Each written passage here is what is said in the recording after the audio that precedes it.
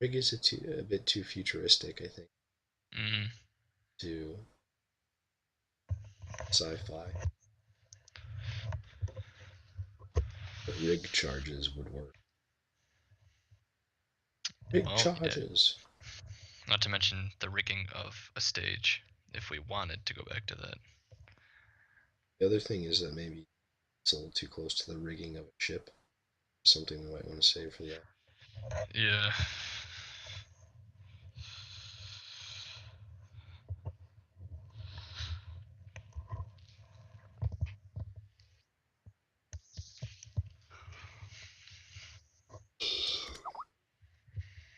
double-edged.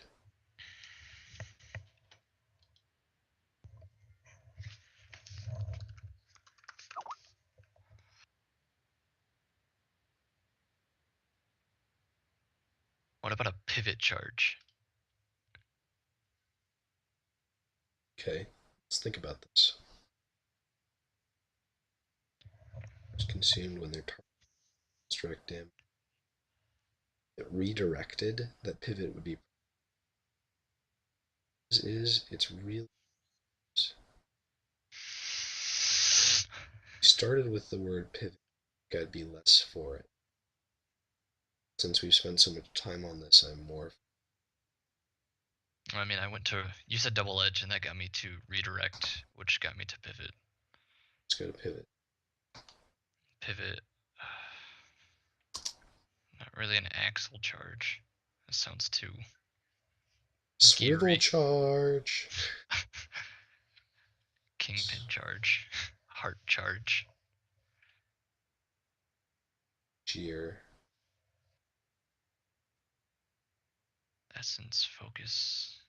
Gist. No. Chorus. Still. With it. From them.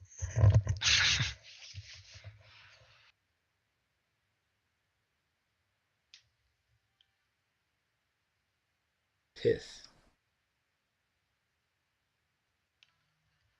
Pith. It's core. An essential part. The verb meaning to kill by piercing the spinal cord. Jesus. That's what I was looking for. That's what pith is. Pithing. Yeah. Pith. Maybe that's what we want. Pithing charge. What about a pithin charge?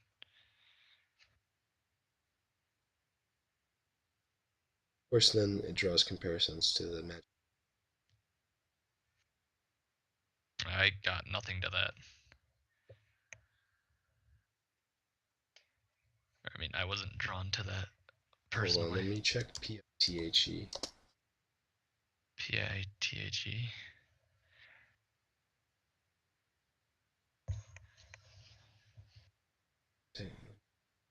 Sorting. Because pithin is literally the verb that means to kill.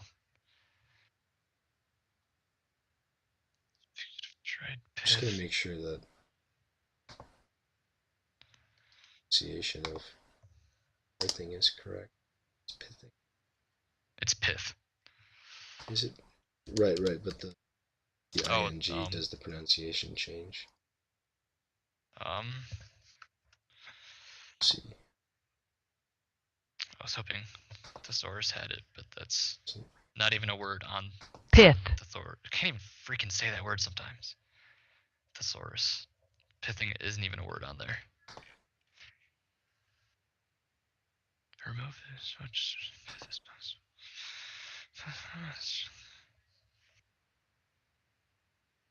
It's pithing. It is, isn't it? So it is pithing. So people mispronounce it. So I think pithing charge is fine. It sounds quite good. I like pithin. Pith A-N charge. Charge. It's But is that the root? Is that like archaic? It's a Low Germanic root of uncertain origin. Issue is that we can't Yeah. like Use word. Yeah, I understand. Okay. I just didn't. I didn't fully read it, so I kind of messed myself up on that one. no problem. I just like the an to the ing.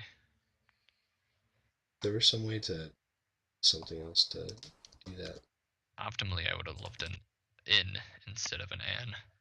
Pithin. Sound. I think pithing. It does. Did you want to hold the charge just while we're right here? No? Oh, okay. Makes sense too. Because, I mean, it's a named core part of its mechanic. So we could go charges as well. Or you could italicize them, something. It's probably. Right.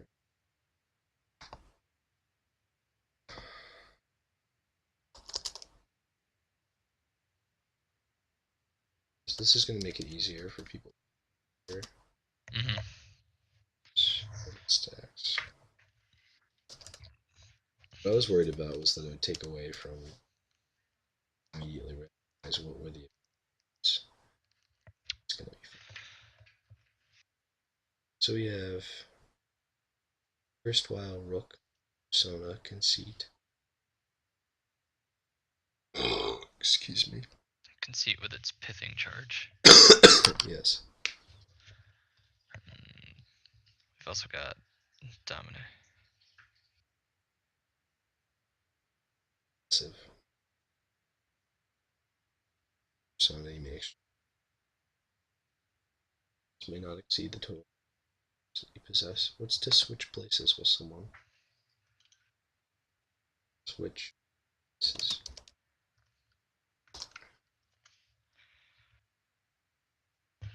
Places, idioms.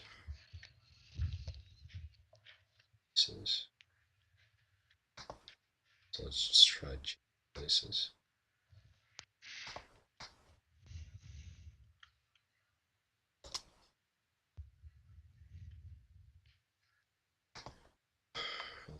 What about transpose?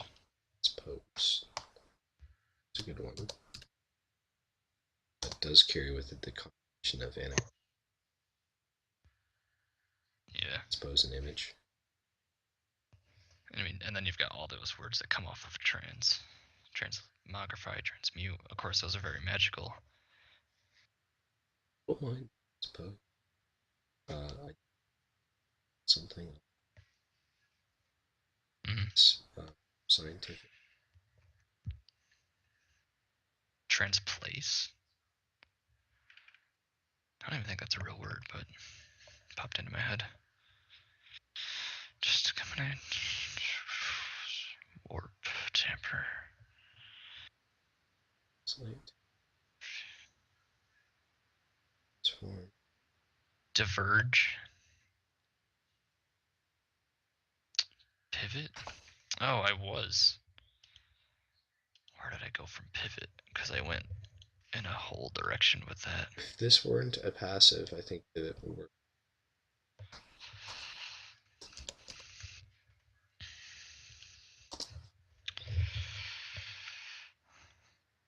Fulcrum. That's the word I was just looking at. Answer or solution. Or as in pivot. That would be center point about something. Borrow it. A prop, a support. To prop up. Or support.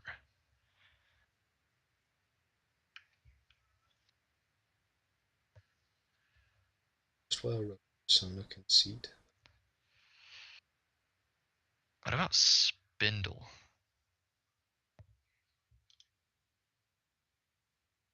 Spindle is like, it's kind of that spider. Soft, and I don't mind. Spindle is to self something slender, whereas fulcrum Fulcrum's like too hard and rapid. It's the only. It's really well with the words though.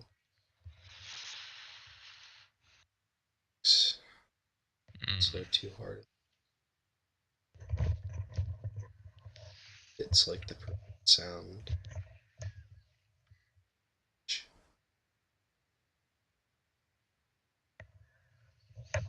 It hinges upon this moment. Say, first well, persona, conceit.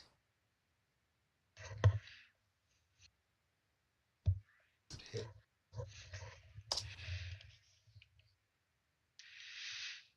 Articulation. does also carry of a door, Yeah. threshold. That's what we want. So we should go with proscenium.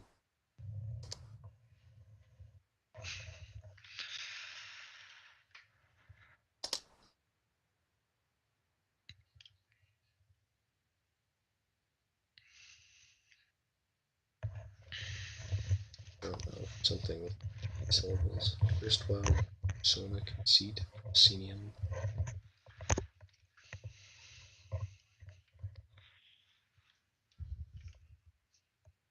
It's outside of the Which word? proscenium. The arch that most stages have, where it carries over the top of the stage and the side. Oh yeah, it kind of like frames the entire stage. It's called the proscenium arch. Hmm. Start out in theater, generally you have to learn of the stage and what to call each thing. Sure, it fits for this passive necessarily.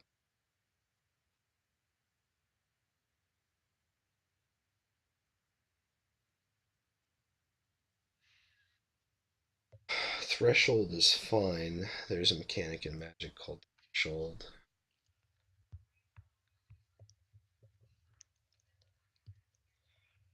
But you don't cross a threshold on a stage. Proscenium. Stage left or stage right. It's the curtains. What about subvert? Subvert. Also a bit too workmanlike.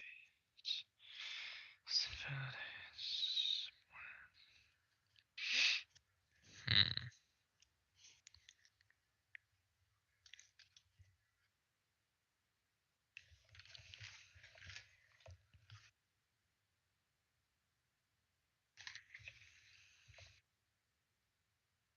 Well, persona, conceit.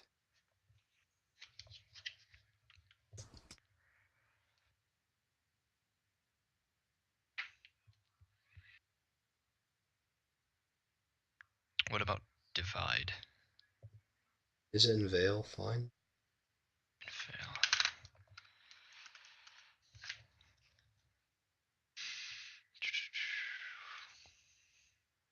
Well, persona, conceit. Which veil? VAIL?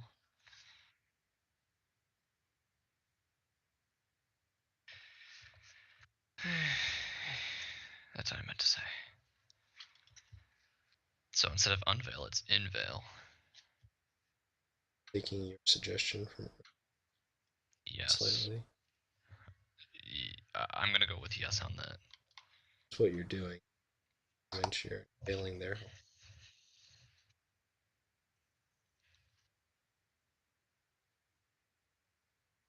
It's for both.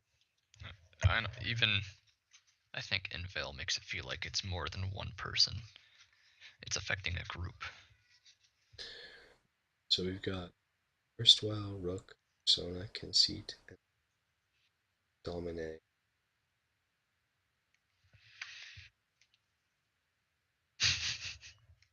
I'd like to buy a good word. Oh, At this point, poppycock. this next skill name. absolute best one that would fit. It's worth $1. $10 per character. Is that it? I mean, that could be a comfortable rate. For naming, yeah. Someone it's a lot of work. It's less than minimum wage for the amount of spend on it. Maybe 150 a name. So that comes out to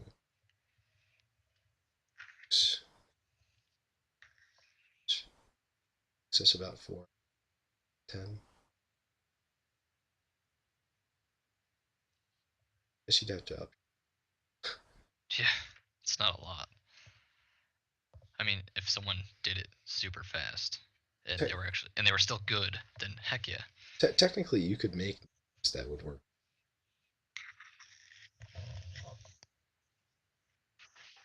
Quick with it. Probably some pretty good stuff and other stuff that's a little less. Of course, you could be paying for like a batch of names that could go into specific things. You're like, here, I made all these names. They're each this rate, even if you don't use them, kind of thing. That's true. See, skills. Or you could just put a whole bunch of names such that they tell a story and then sell it as a book.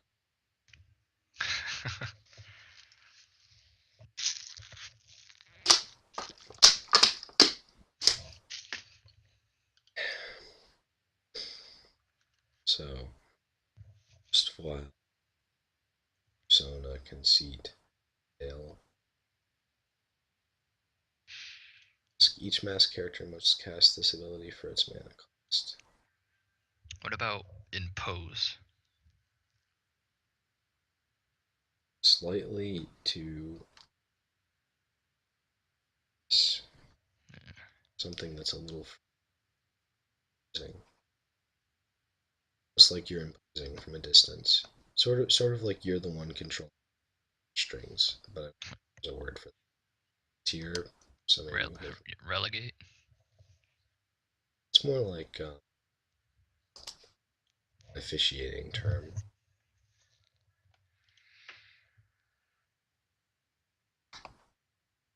Spelling tier completely wrong. Foist?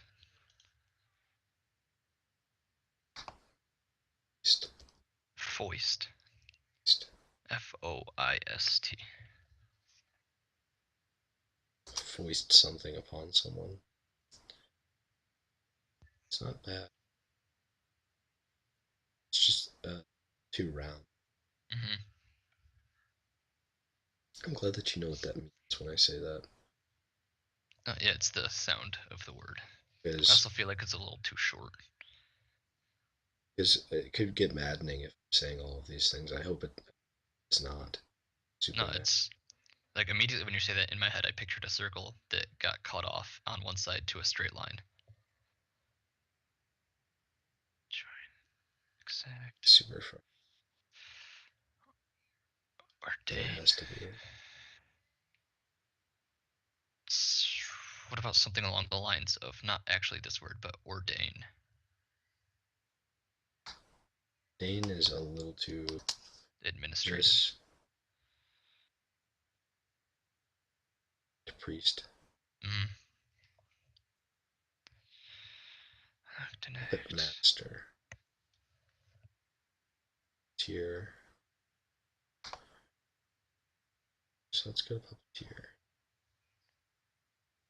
It's not very nice for this. Guess I have to search Mary. Mm.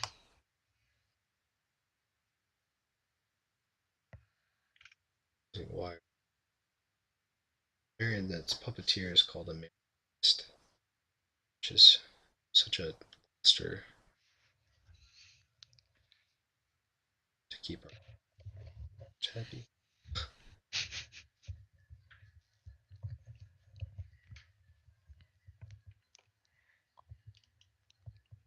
Drawn by strings. Did a word for that. Nevrospastos, which literally means drawn by strings. But I think that refers to something else. At least that's what it sounds That's like. the word for Oh, really? spastos.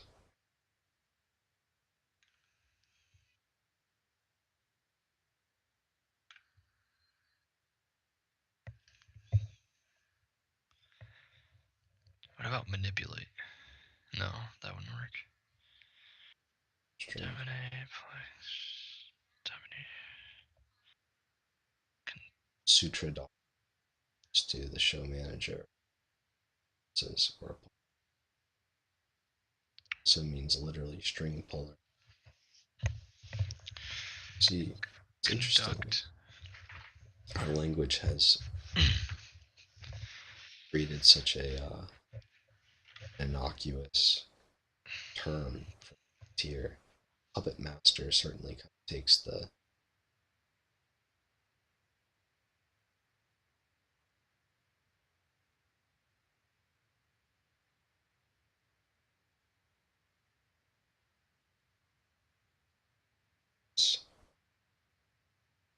that's sort of what we use. All of these cultures that developed time ago, specific words, it's puppeteer or puppet master, because they were developed as they were developed.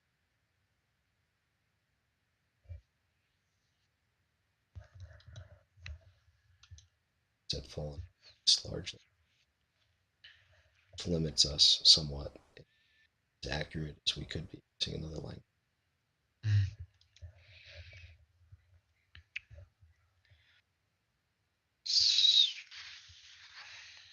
Sway.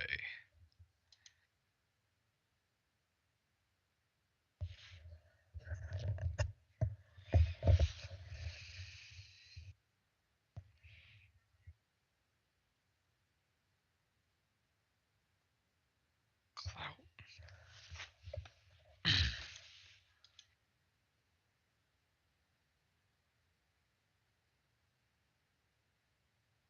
Until 2012, the Salzburg Marionette was under the artistic direction of Tanya Scher's had on her lasting interest in marionettes. What then is the fascination of a life? Is it the pleasure of mastering an instrument, the transformation of one's own self? Is it the process of empathizing with mind and soul, of music and movement, as much love creatures to life? If that's not screaming Cabaretto, I don't know what is. Yeah, she might as well just have said cabaret. Yeah. Makes you feel like such a Cabaretto. But you can see how warped to have that sense of Yeah. using others as your instrument, mastering it to the point of virtuosity, and thinking of it in Then what would be the word for that? an instrument. There's no real allegory of person as an instrument in English language. You could combine two words. Sovereign. Sovereign is close. I mean, it works in the Mass Effect series because it's such an imposing word. Ah, crap, I forgot about that. I don't think it works here because in our game, it's not clear that this person is evil necessarily. Yeah. Just kind of have a warped sense of self or sense of self.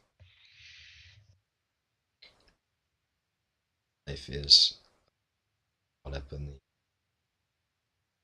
process of empathizing with mind and soul.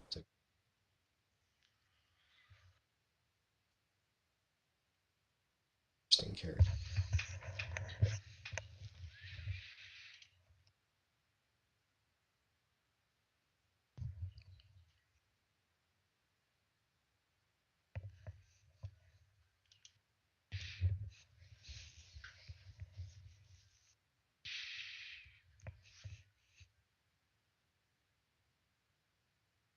Check marionettes.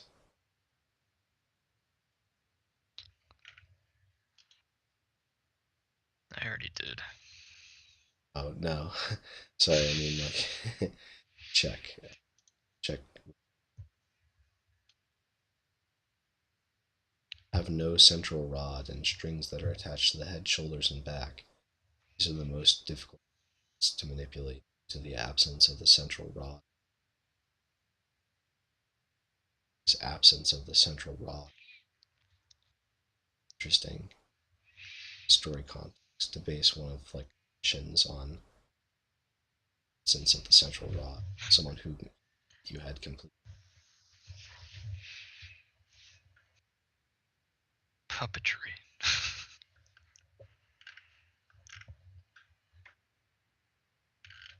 Actually, let's see. Such a thing as water.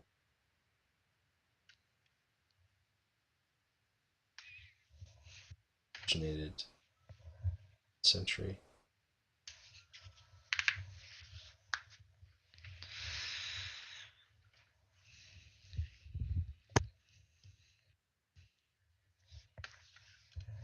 Doesn't help us much, but it's interesting to learn.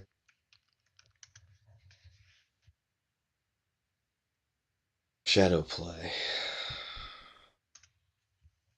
Shadow. Maybe this is where silhouette comes in.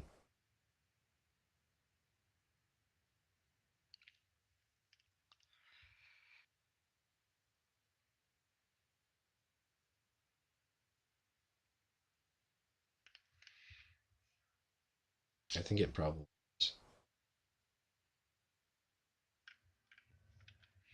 Kind of gets across the idea.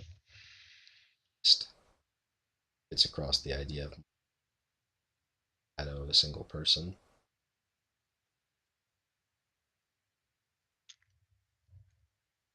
It's here much better than it worked at Persona. Yeah.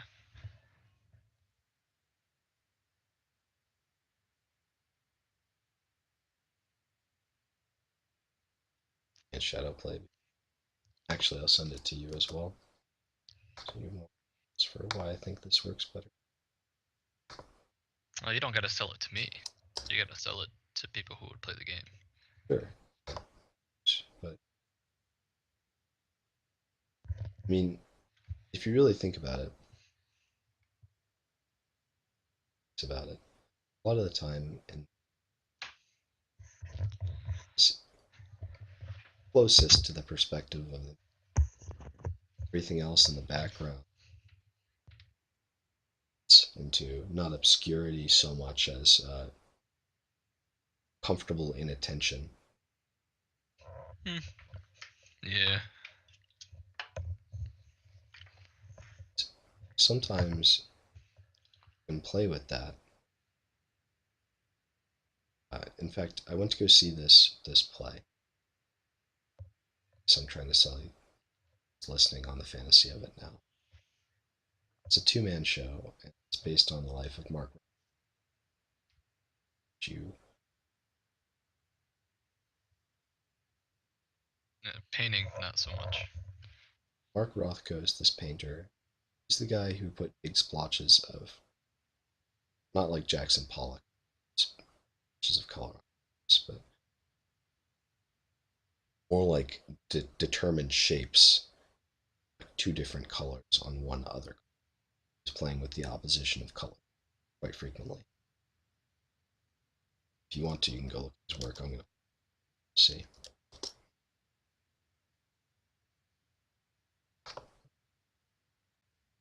And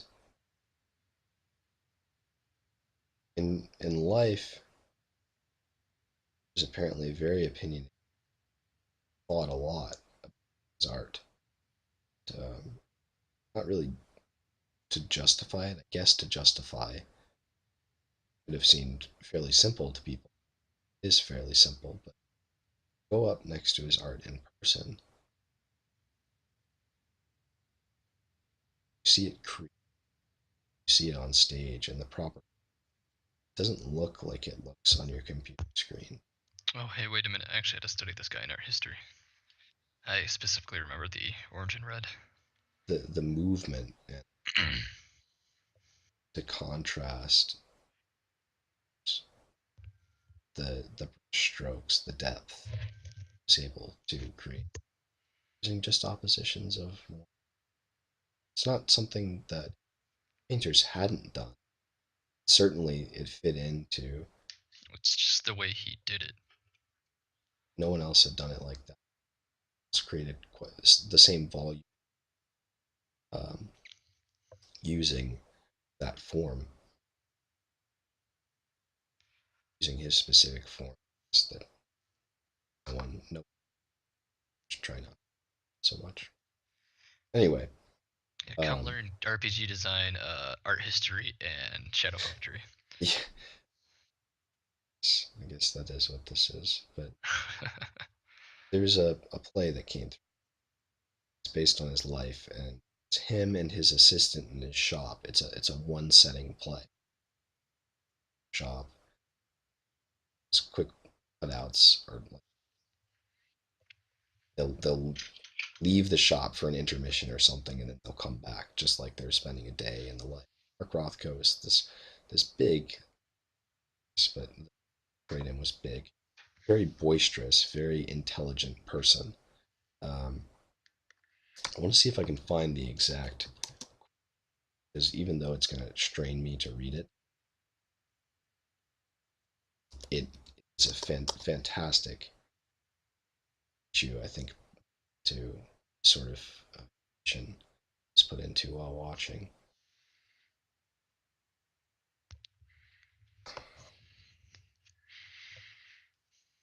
Ed, fine.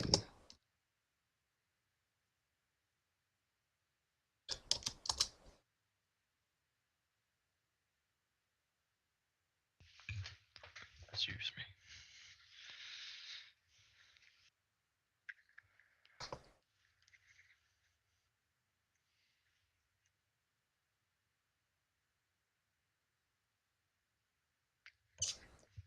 More Rothko, Ed, script.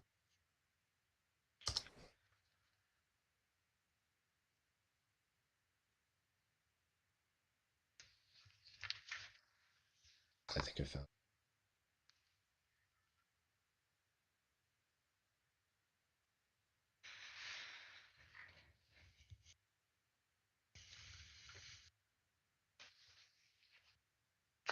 Okay. So it's him and his assistant, and he doesn't bully the assistant, but he's trying to get him to think the way that he does about thing, and I think that's natural anytime trying to teach someone to bring them closer to your opinions because you're innately biased. And I apologize if I don't deliver this perfectly, so you can obviously read it, but I think more likely than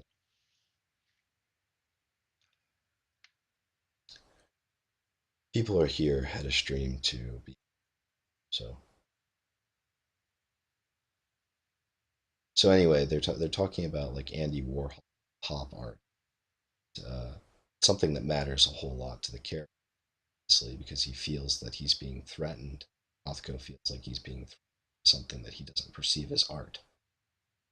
So his assistant asks him, "You ever get tired of telling people what art is?" He goes, "No, not ever, until they listen. Better you should tell me? Fuck off." And then his assistant said, "You're just mad because the barbarians are at the gate. What do you know? People seem to like the barbarians." And he goes on to explain that's because they paint with happy, bright colors and everything's so pretty and people want it to be beautiful. He's like, fucking beautiful. It makes me want to vomit. And so Ken asks him, "What's wrong with?" And then Rothko explodes. He goes, "Pretty? Beautiful? Nice? Fine? That's our life now. Everything's fine. We put on the funny nose and glasses and slip on the banana peel, and the TV makes everything happy, and everyone's laughing all the time, and it's all so goddamn funny. It's our constitutional right to be amused all the time, isn't it? We're a smirking nation living under the tyranny of fine. How are you? Fine. How was your day? Fine. How are you feeling? Fine. How did you like the painting? Fine. Want some dinner? Fine. Well, let me tell you, everything is not fine. He spins to his paintings. How are you? How is your day? How are you feeling? Conflicted? Nuanced? Troubled? Diseased? Doomed? I am not fine. We are not fine. We are anything but fine. Look at these pictures. Look at them. See the dark rectangle like a doorway, an aperture. Yes, but it's also a gaping mouth letting out a silent howl of something feral and foul and primal and real. Not nice, not fine, real. A moan of rapture, something divine or damned, something immortal, not comic books or soup cans, something beyond me and beyond now. And whatever it is, it's not pretty and it's not fine. He grabs at Ken's heart. I am here to stop your heart. You understand that? And he slaps Ken's forehead and he says, I am here to make you think. I am not here to make pretty pictures. And so it's this tremendous scene. It's built up to that after lines and lines of dialogue, and it just explodes on the guy. And you see how much meaning those paintings have for someone, and it's impossible for it to not transfer over to you in some way, to appreciate the art more, to appreciate the subtlety of how shadows play on. And later on, they spend time recreating one of his paintings in front of you. As the show ends, it's just one spotlight focused on his painting, talked about how they pulse under the right light. Slowly dimmed down the spotlight, had a backlight through the painting, and you could see that just pulsing. It's absolutely beautiful. The silhouettes, the shadow play. I think there's something theater, something ineffable, something lurking in the shadow, the staging, the core.